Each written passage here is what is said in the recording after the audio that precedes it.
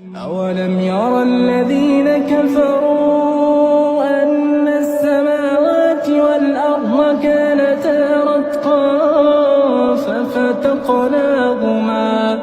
وجعلنا من الماء كل شيء حي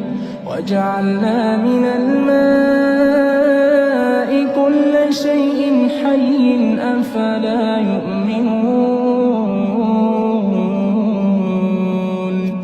وجعلنا في الأرض رواسي أن تميد بهم وجعلنا فيها فجاجا سبلا لعلهم يهتدون وجعلنا السماء سقفا محفوظا وهم عن آياتها معرضون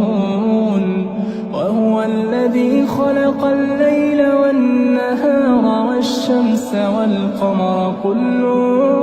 في فلك يسبحون